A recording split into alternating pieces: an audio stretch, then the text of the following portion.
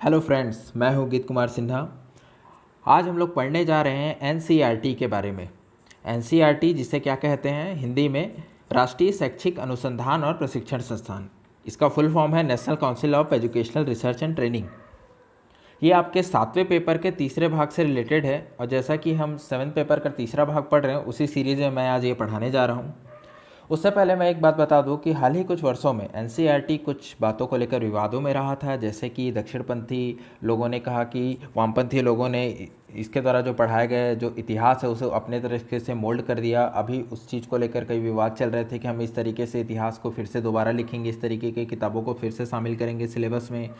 उसके अलावा भी भीमराव अम्बेडकर जी के कुछ कार्टून्स को लेकर एनसीईआरटी विवादों में रहा था। तो ये तो हो गई विवादों के बारे में। आज हम अब डिटेल में पढ़ते हैं एनसीईआरटी के बारे में। तो देखते हैं कि इसकी स्थापना से शुरू करते हैं। इसकी स्थापना हुई थी 1 सितंबर 1961 को नई दिल्ली में। अब जब ये स्थापना हुई तो इससे पहले भी इंडिया में कई जो रिसर्च या फिर एजुकेशन के लिए अलग अलग इंस्टीट्यूट कार्य कर रहे थे। तो उन्हीं इंस्टीट्यूटों में ये टोटल थे 7। तो 7 मौजूदा राष्ट्रीय सरकारी संस्थानों को मिलाकर एक परिषद का गठन किया गया, एनसीईआरटी का गठन किया गया। तो इनमें जो 7 थे उन्हें मैं उतना इंपॉर्टेंट नहीं है, फिर भी एक नाम को अब मैं बताते चलता हूँ। तो उन 7 में थे central institute of education, the central bureau of text book research, the central bureau of educational and vocational guidance, the directorate of extension programmes for secondary education, the national institute of basic education, the national fundamental educational centre. तो और अगला था 7वां जो है the national institute of audio visual education. ये education लिखा हुआ है, एफ हो गया यहाँ पर।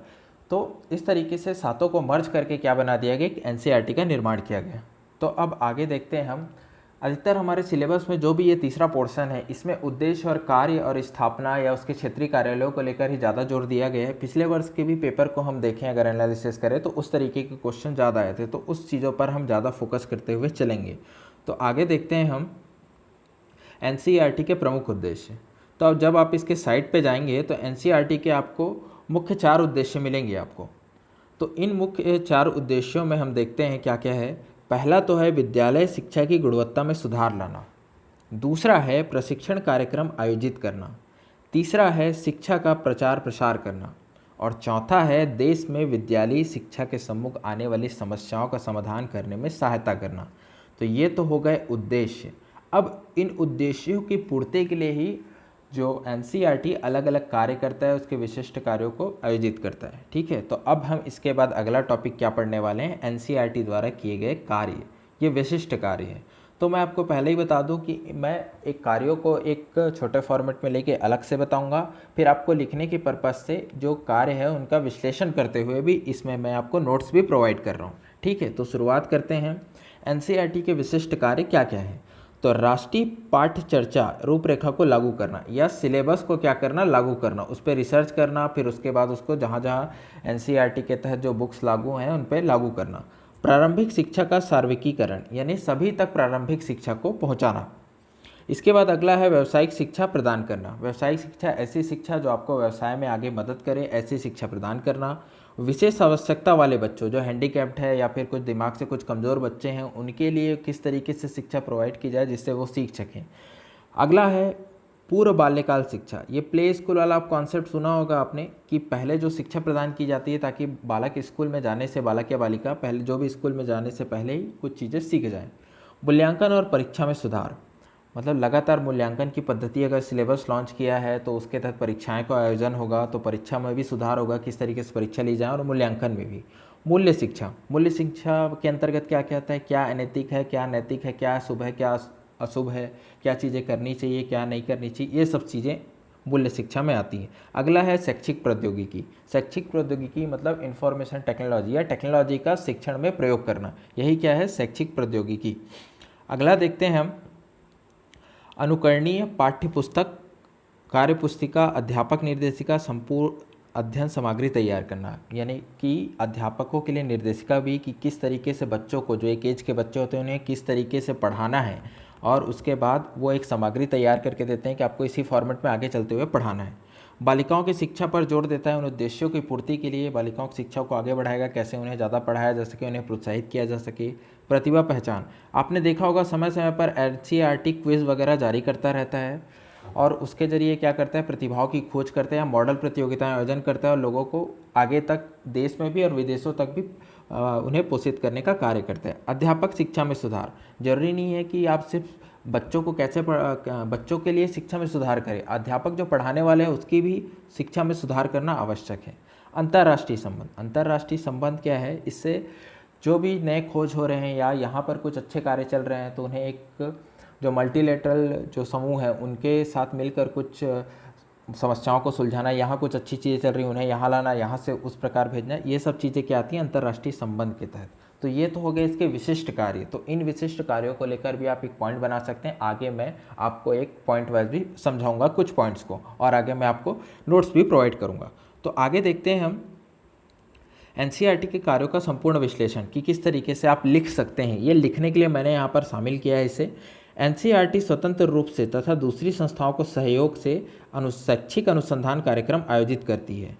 दूसरा, यह विद्यालय शिक्षा के विभिन्न स्तरों के पाठ्य चर्चा, सिलेबस तथा अध्यापन सामग्री का निर्माण करती है, उनका आधुनिकीकरण करती है, उन्हें समाज की उभरती आवश्यकताओं के अनुरूप बनाती है।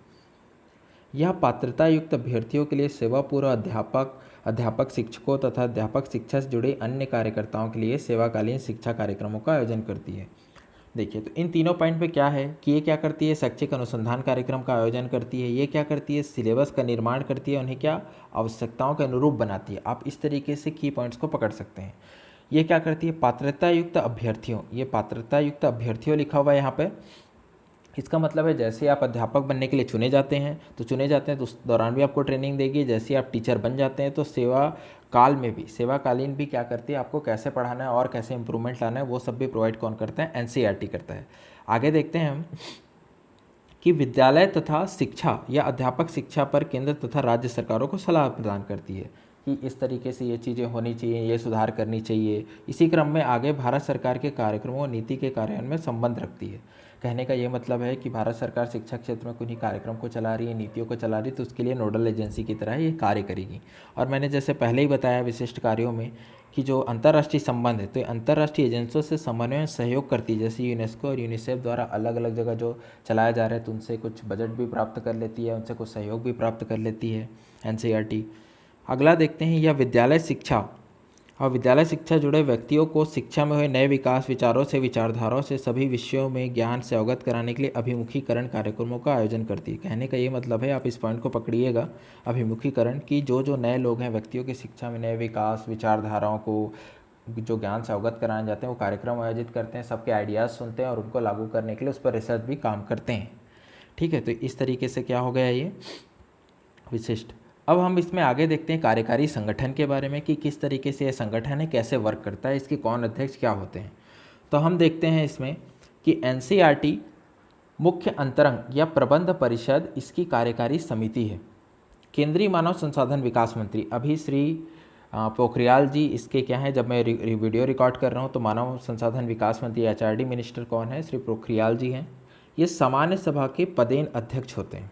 जो भी एचआरडी मिनिस्टर होगा तो ये परिषद के अंतर्गत एक सामान्य सभा होती है, उसके अंतर्गत क्या होते हैं, अध्यक्ष होता है। अब इस सामान्य सभा में ही अन्य जो एजुकेशनल इंस्टीट्यूट हैं उनके भी सब जो मेंबर हैं, चेयरमैन हैं, वो शामिल होते हैं। साथ ही साथ राज्य या केंद्र सरकार के जो शिक्षा मंत्री वो भी शामिल होते हैं। तो आप जैसा कि यहाँ पर देख पा रहे हैं कि पॉइंट में लिखा है कि सभी राज्यों केंद्र शासित क्षेत्रों के शिक्षा मंत्री, यूजीसी का अध्यक्ष, एचआरडी मंत्रालय का सचिव, विश्वविद्यालय के कुलपति, सीबीएसई का चेयरमैन, केंद्रीय विद्यालय संगठन का आयुक्त, निदेशक, केंद्रीय स्वास्थ्य शिक्षा ब्यूरो, ऐसे ऐसे करके जो भी शिक्षा संबंधी इंस्टीट्यूट है सब इसके सदस्य होते हैं।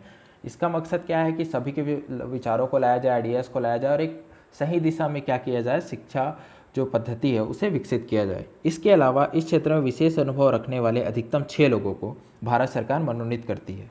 ठीक है, ये तो हो गया कार्यकारी संगठन। तो इस तरीके से आप ये भी बता सकते हैं संगठन कैसे काम करता है। एक सामान्य सभा होती है इस तरीके से, और सचिवालय जो एचआरडी का जो ये मैंने लिखा है यहाँ पर सचिव है, ये एक सचिवालय होता है, उसका ये प्रमुख भी होता है।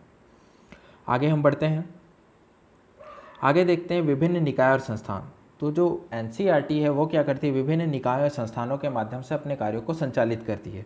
तो कुछ तो विशिष्ट निकाय हैं और कुछ क्या है, क्षेत्रीय, जिसे रीजनल इंस्टीट्यूट कहा जाता है, तो वो है। तो उसे देखते हैं हम। तो पहला है राष्ट्रीय शिक्षा संस्थान नई दिल्ली, केंद्रीय शैक्षिक प्रौद्योगिकी संस्थान नई दिल्ली, पंडित सुंदरलाल शर्मा केंद्रीय व्यावसायिक शिक्षा संस्थान, ये तीनों इसके विशिष्ट संस्थान हैं। साथ ही साथ अगर आपको क्वेश्चन पूछे कि इसके क्षेत्रीय संस्थान कहाँ कहाँ हैं, तो 5 जगहों पर है।